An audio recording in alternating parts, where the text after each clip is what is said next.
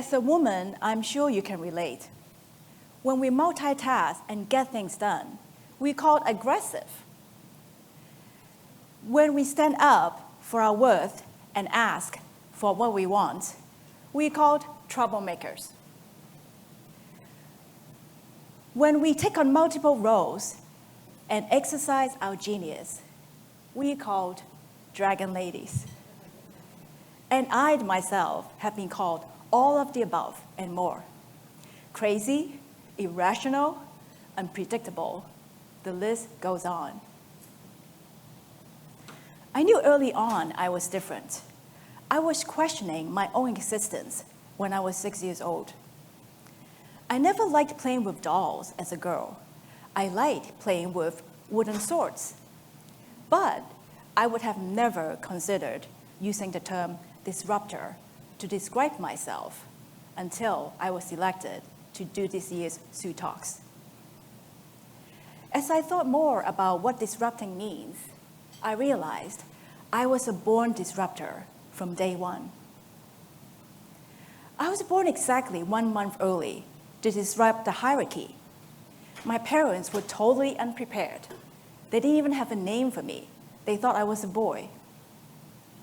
I have a cousin who was supposed to be born before me, but I decided I wanted to come out first to claim the first grandchild's throne in my mom's family, as if there's some sort of privilege to that.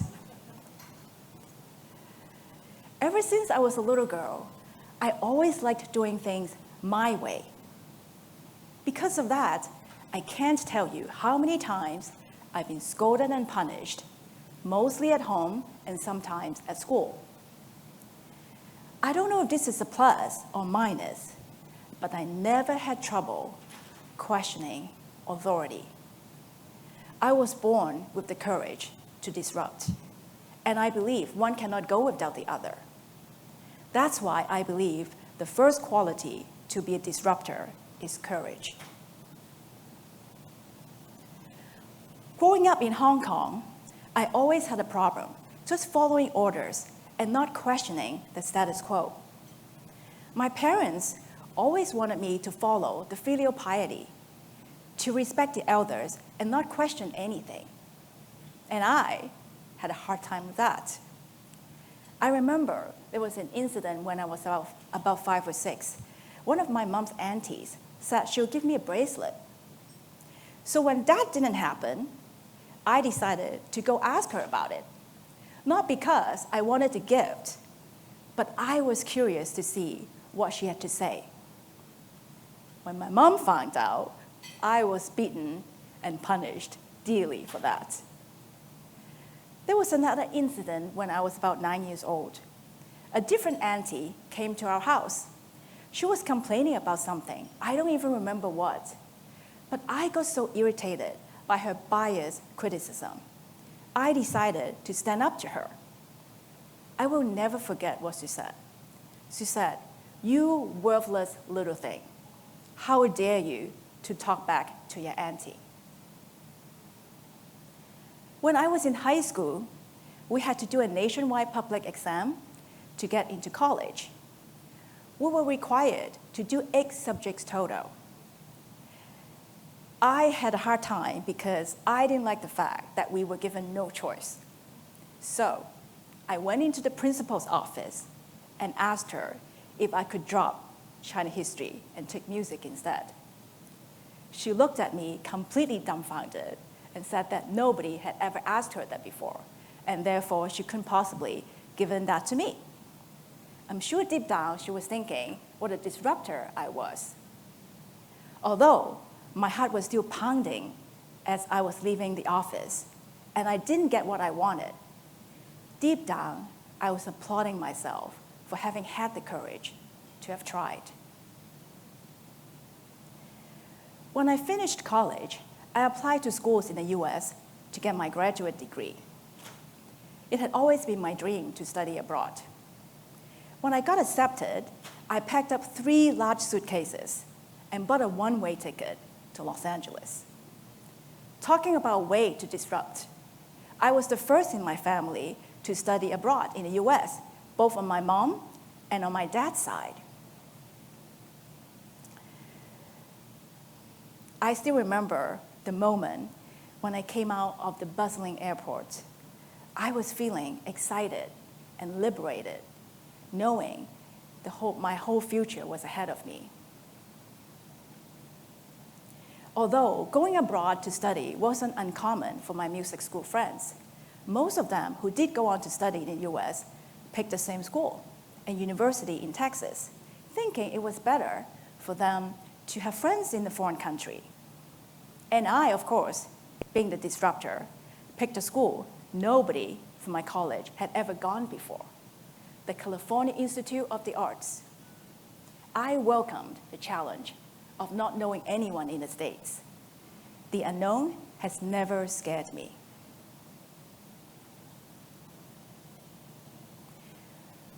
When I finished college, when I finished my MFA degree, I began my career using my bilingual skills and worked as a TV news anchor, reporter, and producer. Because I was the newbie, they gave me a 5-minute human interest segment every day and told me I could cover anything but hot news. At the time, there were very few Asian reporters in the field. Usually, I was the only one there. But being a disruptor, I didn't let that bother me. I was on the job for 4 years and did everything from health, beauty, technology, science, movie premieres, red carpet events, Star Trek convention, you name it. I interviewed thousands of people from all walks of life and covered over 1,200 stories.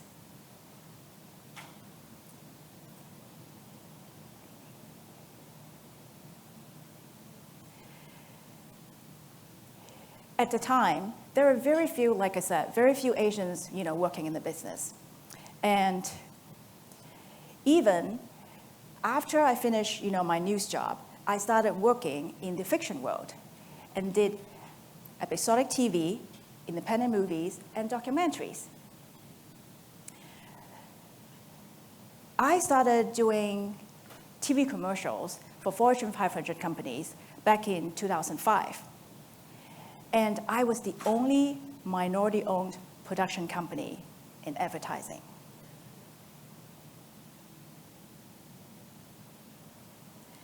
Let me share with you what it was like working as an Asian American producer and production company owner.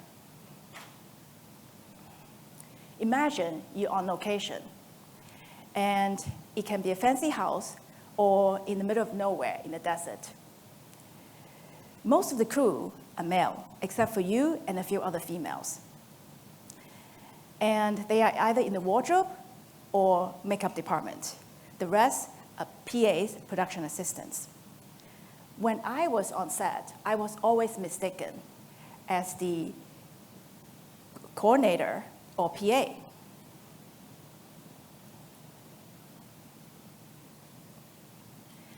And I didn't let that bother me because I know, although I didn't really get recognized as the boss on set, I know that just disrupting the stereotypes and expectations alone gives me a great deal of satisfaction, making me feel like I've won the battle every single time.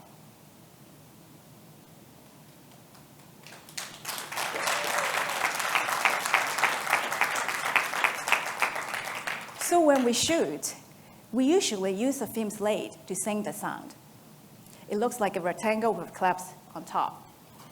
Usually, the camera people have to write down the names of the production company and the name of the DP, the director of photography. I can't tell you how many times they only put the name of the project and the name of the DP. Now, I'm not saying that they did this on purpose, but imagine if I was an Asian woman, I'm sure somebody would have bothered to find out the name of the production company.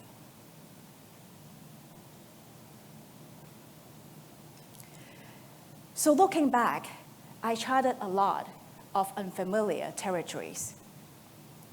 I came to this country by myself with no support. I went into two different fields where being different was not welcomed or celebrated at the time. And yet, deep down, I always knew the price of conforming would be far greater.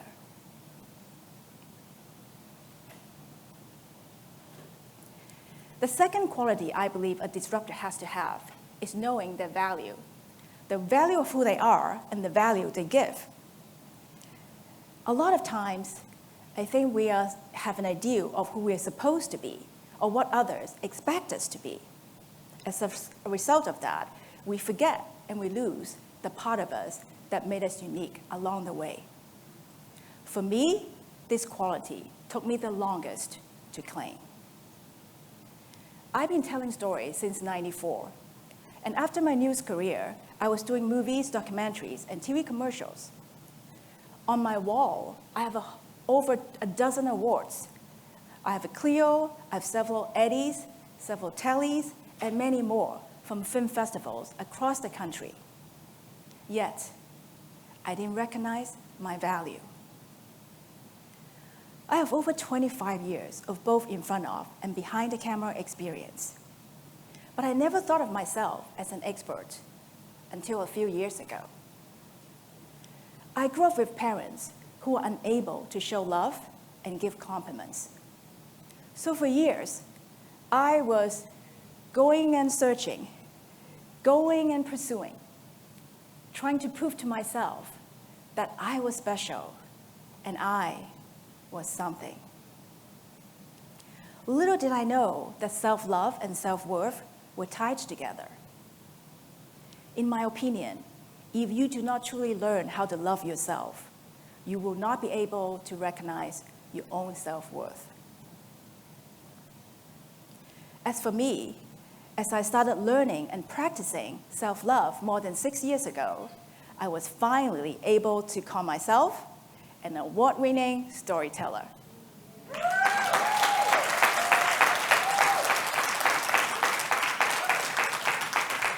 When I work with entrepreneurs, the value I give is humongous. Not only am I guiding them how to tell the story and what to say, I'm also teaching them what to do and what not to do on camera, body language, and wardrobe choices. That's 4 people's jobs in one.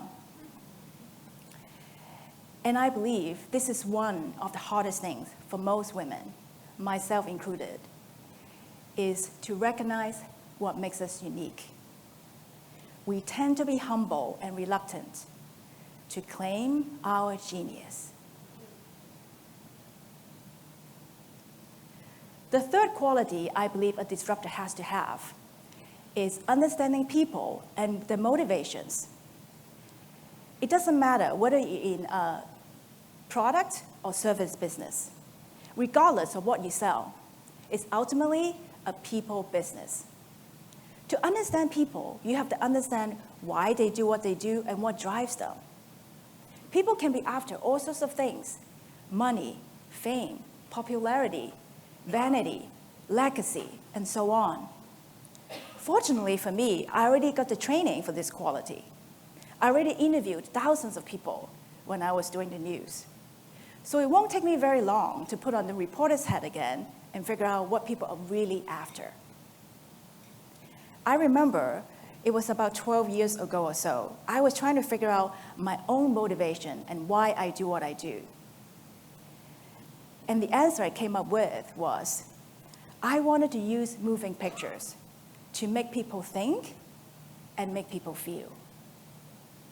12 years later, my motivation hasn't changed, except that I have also incorporated the art of storytelling and used it to teach people to apply storytelling in different areas of the business to make them grow and make them expand.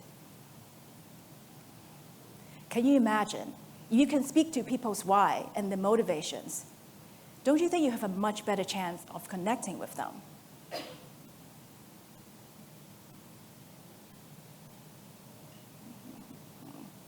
It doesn't matter what you really sell at the end of the day, because what you're really selling is hope.